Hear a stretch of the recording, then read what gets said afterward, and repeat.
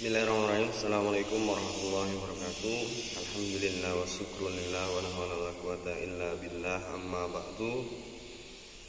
Yang kami hormati dan kami ta'zimi Bapak Habib Anwar Al-Ansori MPD selaku dosen pengembu mata kuliah Filsafat Pendidikan Islam,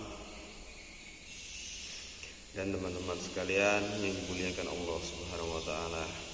Pertama dan yang paling utama, marilah kita panjatkan puja dan puji syukur kehadirat Allah Subhanahu wa taala yang mana telah memberikan sehat, taufik serta hidayah sehingga kita bisa menjalankan aktivitas kita pada hari ini.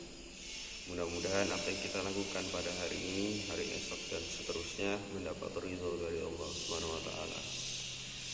Yang kedua, salawat serta salam semoga tetap terlimpahkan pada junjungan kita baginda Rasulullah Sallallahu Alaihi Wasallam yang mana beliau telah membawa kita umatnya min dhulumati ilan nur, dari zaman kegelapan menuju zaman yang terang benderang. Baik, perkenalkan, nama saya Miftahuddin. Saya dari prodi PBA 1 semester 1 akan menjelaskan beberapa soal mata kuliah Filsafat Pendidikan Islam. Mungkin langsung saja. Pertanyaan yang pertama, berfilsafat termasuk dalam berpikir, namun tidak semua orang yang berpikir itu dikatakan berfilsafat. Beri narasi penjelasan pernyataan di atas. Nah, jadi soalnya, berfilsafat termasuk dalam berpikir, namun tidak semua orang yang berpikir itu termasuk berfilsafat. Beri narasi penjelasan pernyataan di atas. Ya, baik. Sebelum itu kita harus ketahui dulu apa arti berfilsafat itu sendiri. Jadi, berfilsafat adalah berpikir dengan sadar yang mengandung pengertian secara teliti dan teratur sesuai aturan dan hukum yang ada. Jadi, arti dari filsafat itu sendiri adalah berpikir dengan sadar yang mengandung pengertian secara teliti dan teratur sesuai aturan dan hukum yang ada. Jadi, dari sini kita ketahui bahwa berfilsafat adalah berpikir. Meskipun demikian, tidak semua kegiatan berpikir dan hasil berpikir dimaksud dapat dikategorikan sebagai berfilsafat. Kita harus cari tahu apa ciri-ciri berfilsafat, apa ciri-ciri pemikiran filsafat itu sendiri. Salah satunya ialah berpikir yang bersifat rasional, bukan perasaan subjektif, khayalan atau imajinatif belaka. Jadi ciri pemikiran rasional menunjukkan bahwa kegiatan berpikir merupakan hasil pemikiran filsafat itu sendiri. Harus diterima secara akal sehat, bukan sekedar mengikuti sebuah pemikiran umum. Jadi salah satu sifat pemikiran filsafat adalah pemikiran yang bersifat rasional. Rasional itu apa sih? Rasional adalah kegiatan kita berpikir, yang kegiatan berpikir itu sendiri harus diterima secara akal sehat, bukan sekedar khayalan atau imajinatif belaka. Jadi rasional itu pemikiran kita itu betul-betul bisa diterima oleh akal sehat. Ya, mungkin itu.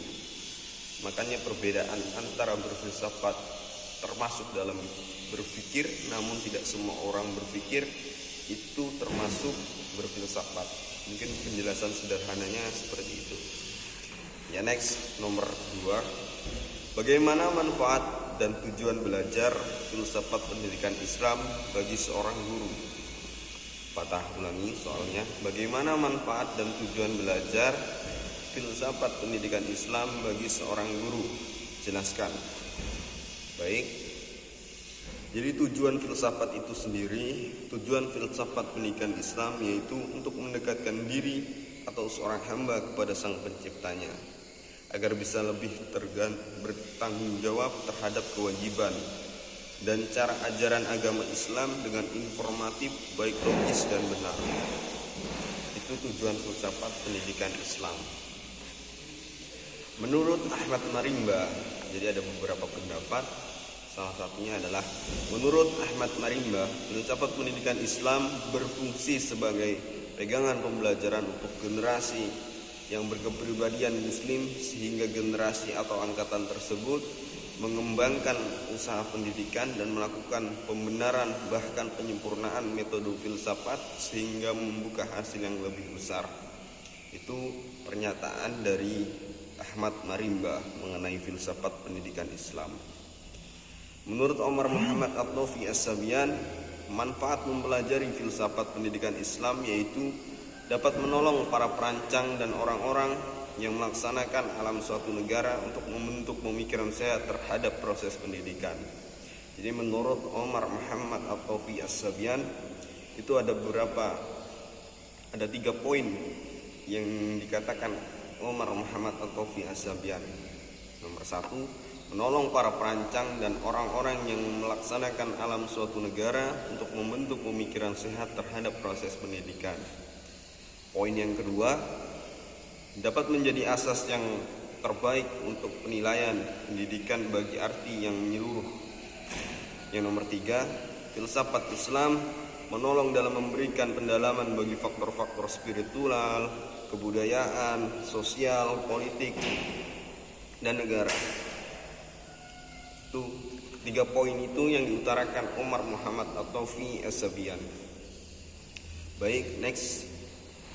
Soal yang nomor 3, hubungan antara filsafat, pendidikan, dan manusia. Hubungan antara filsafat, pendidikan, dan manusia.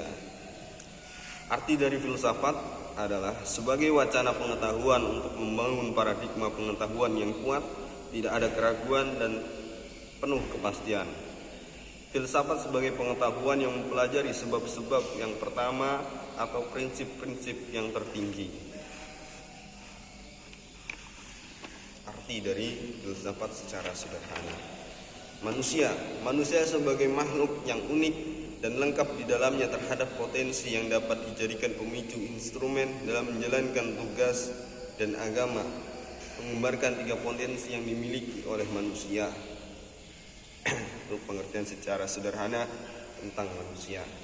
Pendidikan ialah pembelajaran pengetahuan, keterampilan, dan kebiasaan sekelompok orang yang ditentukan diri satu generasi ke generasi berikutnya melalui pengajaran, pelatihan, atau penelitian.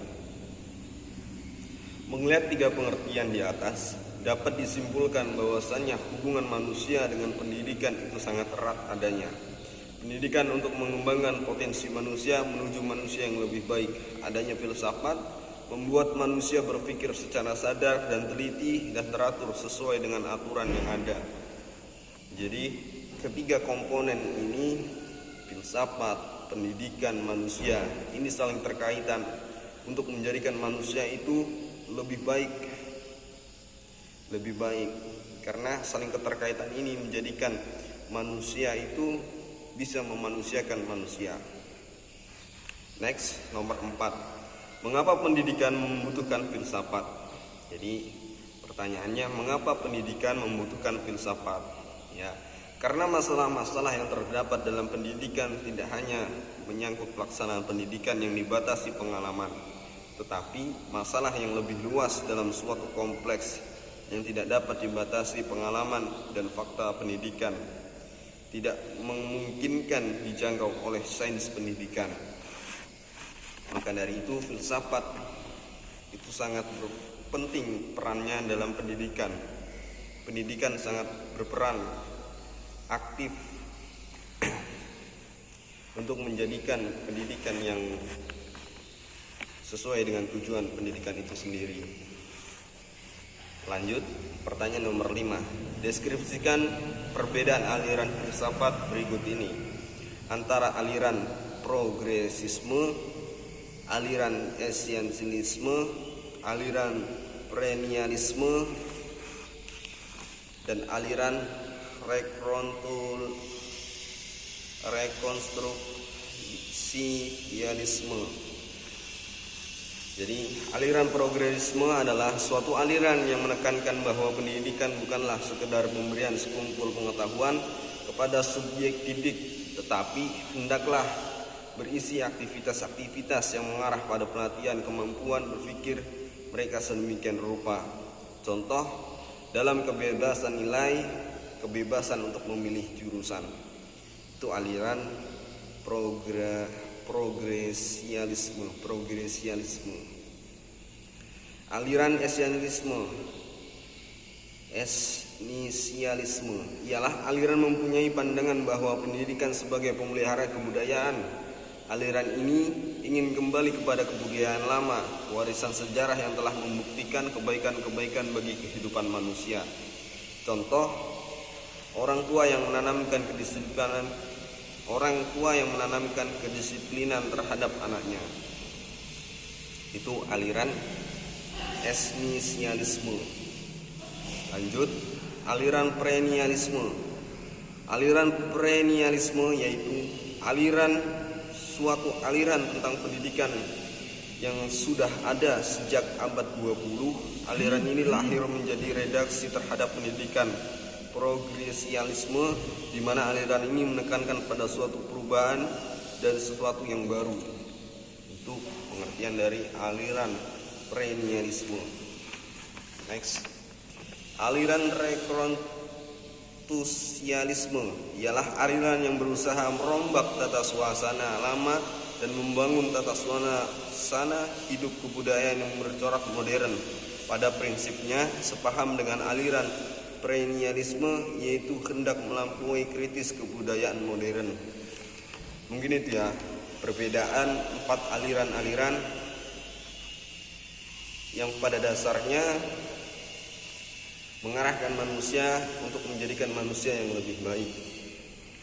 Demikian jawaban dari 5 soal tentang pendidikan Islam. Saya Miftahuddin, PBA 1, undur diri dari hadapan teman-teman. Mungkin banyak salah dan khilaf, tolong dimaafkan. Akhirul kalam, wallahul muwaffiq ila aqwamit thoriq. Assalamualaikum warahmatullahi wabarakatuh.